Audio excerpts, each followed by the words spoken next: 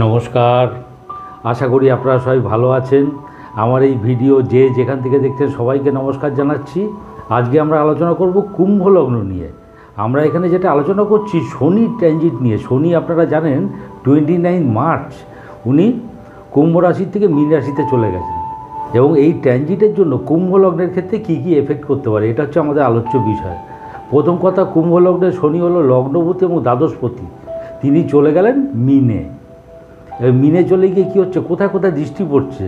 চতুর্থে দৃষ্টি, অষ্টমে দৃষ্টি, একাদশে দৃষ্টি, এই তিন জায়গায় দৃষ্টি পড়ছে। তাহলে কি হতে পারে? প্রথম কথা, এই যে মিনে যে শনি গেল, অ্যাসেট কী করে অ্যাকুমুলেট করতে হয়, অ্যাসেট অ্যাকুমুলেশনের ব্যাপারটা আপনি এই সময় শিখবেন।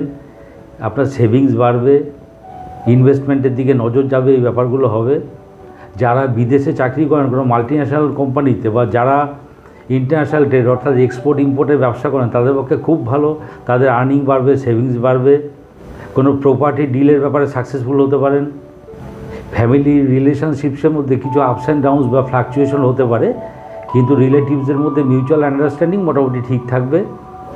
হার্শ কথা বলা বা রাফ কথা বলার থেকে বিরত থাকুন এই সময়টা, এবং নিজের শরীর স্বাস্থ্যের খেয়াল রাখুন। আপনার যে বেটার হাফ, তার শরীর স্বাস্থ্যের কোনো অবনতি হতে পারে, সেই ব্যাপারে খেয়াল রাখুন। এই হলো মোটামুটি শনির অবস্থানগত ফল। এবারে দৃষ্টি। প্রথম কথা, চতুর্থে দৃষ্টি অর্থাৎ বৃষে। তাহলে কি হতে পারে?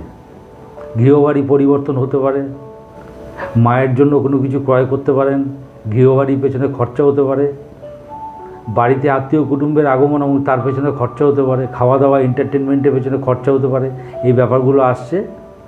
এবারে দৃষ্টি পড়ে যাচ্ছে অষ্টমে অর্থাৎ কন্যাতে। তাহলে কি হতে পারে?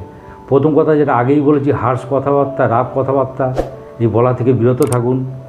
আপনার বাক্য নিয়ে কোনো টেনশান হতে পারে, মুখমণ্ডলে কোনো পীড়া হতে পারে, আপনার কোনো অ্যাসেট বা আপনার কোনো সঞ্চয় এটা কোনো টেনশানে পড়ে ব্যয় হয়ে যেতে পারে।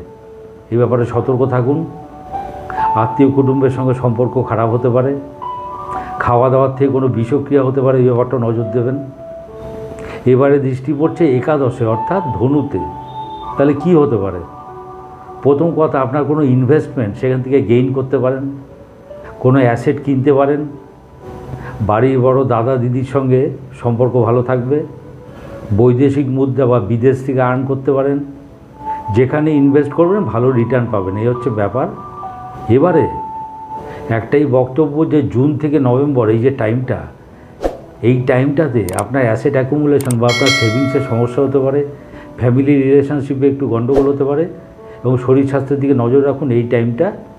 এরপরে ইট উইল বি ওকে, এই টাইমটা একটু সতর্ক থাকবেন। সুতরাং কুম্ভ লগ্নের পক্ষে শনির অবস্থান এবং ফলাফল, দৃষ্টি ফলাফল খুব একটা খারাপ নয়, মোটের উপরে ভালো। ভিডিওটি ভালো লাগলে লাইক, শেয়ার, সাবস্ক্রাইব করুন। সবাই ভালো থাকবেন। নমস্কার।